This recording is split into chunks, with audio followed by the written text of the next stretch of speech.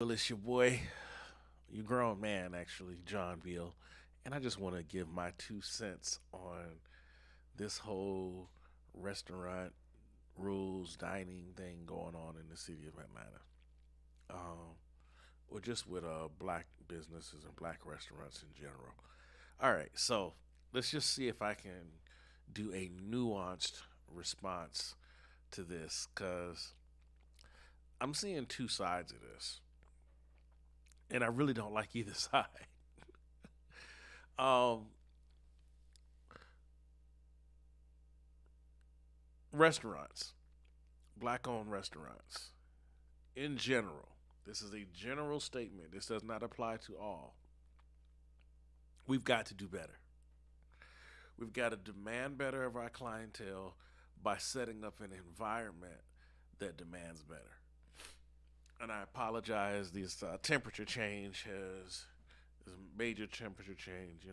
40-degree temperature change here in Georgia within 24 hours. It got my sinuses all out of whack. But that's neither here nor there. We have got to do better. The restaurants industry here has got to do better as it pertains to black restaurants. Um, the customer service needs to step up in general. Not all. There are some black restaurants that are absolutely incredible with their customer service, um, but we know that there's a lack of accountability a lot of times, and with a lot of black owned service industry and restaurants. I'm, it's a very general statement. I do not have any statistical data to back that up. It's just one of those things you can't really prove it, but you know it's true. Yeah, that's kind of where we are. However, it is not my job to tear down or give a bad review to a restaurant just because I had, you know, less than stellar service there. It would actually be better, in my opinion, to go tell the owner of the establishment, hey, I had a less than stellar experience here at your spot. This is what I recommend you do. Rather than to go to social media or wherever and start dragging a place. I'm looking at a situation right now where this dude Keith, and I don't remember his last name. It's not really that big of a deal. But you all know who I'm talking about. He came to Atlanta. He's this, so-called self-proclaimed restaurant connoisseur or whatever. That's fine. What I take issue with is him dragging these restaurants and then disguising it as being polite. Say, well, that's just my experience. Don't after you've dragged the restaurant, after you've talked about how bad it was in very, very polite words, um, then you sit here and clean it up at the end and say, oh, by the way, go check it out for yourself. But you've already put the negative connotation in the air. So I'm looking at the responses on social media, and everybody's like, including me, is like, yeah, that's why I'm not really effing with them. You know, now I know this restaurant. I've never eaten there, but there are several other restaurants in that area, and I generally don't frequent them because of experiences that I've had there. I'm not naming anyone. My primary issue was it seemed that they did not cater to a demographic or cater to um, the needs of me, basically. Um, I walked in and DJ's playing loud trap music and it's crunk and it's lit. And I really don't necessarily like the crunk lit environment at a restaurant. That's just me personally. Some of you all do. I don't do Atlanta brunch like that because that's a scene that just doesn't move me. I mean, I guess I'm too old for it. I got the gray hairs to prove it. But and I'm a musician. I love getting crunk and lit, but there's a time and a place for that. When I shouldn't have to walk in and be hit in the face with loud, vulgar music at 3 o'clock or 4 o'clock in the afternoon, and I can't even place an order with the server because we're having to scream over the loud, vulgar music. And that really, the loud part is the big thing too. Even if I walk into a restaurant and the band's too loud, I'm not trying to stay.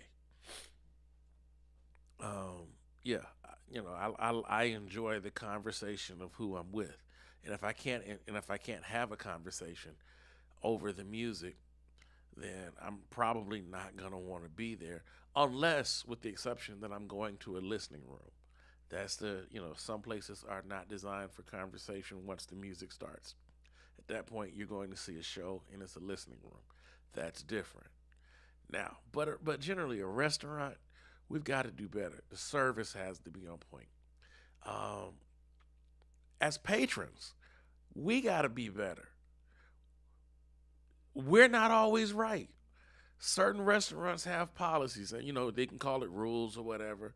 But you got to have certain policies that the restaurant has in order to make their service for you more efficient. You got to respect that. That's key.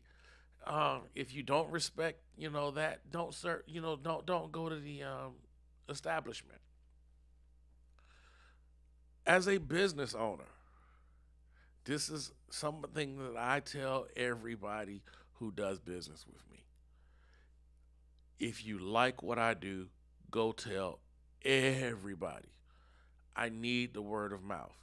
If you don't like something that I do, please come tell me. Please come tell me. Allow me the chance to fix it before you go and blast that I've done something wrong.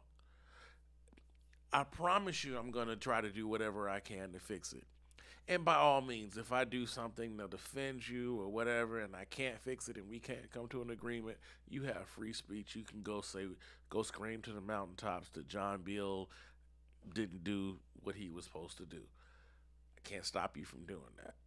However, generally, when I have something wrong or have experienced something wrong with a business, whether it's a restaurant, whether it's uh, a supplier, whether it's one of my vendors, I try to talk to the person who can do something to rectify the situation before I go and start just blasting that this restaurant or this business ain't worth spending my dollars.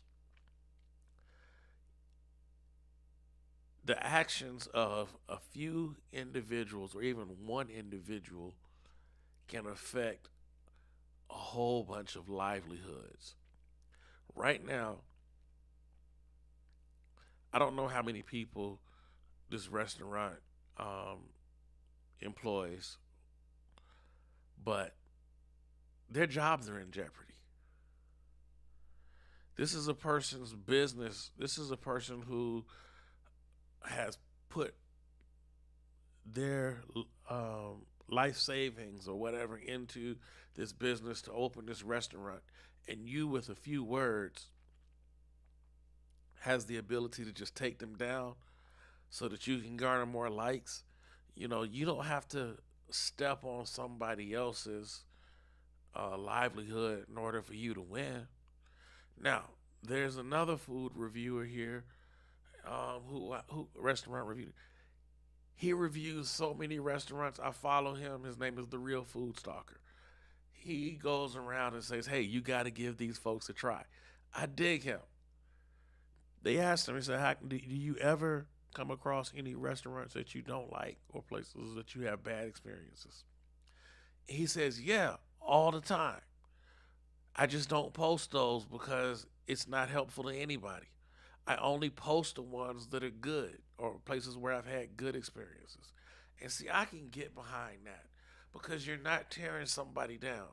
And then if you know this person, if you're a restaurant owner and you know that this person has come to your place with his camera and everything set up, and then you don't see a positive review or a review at all, then you know that you did something wrong and you can go change it rather than him dragging you through the mud. I'm just saying, We got to do better on both sides as patrons, as owners, as reviewers. We got to exercise a little bit of humanity and kindness. It'll go a long way.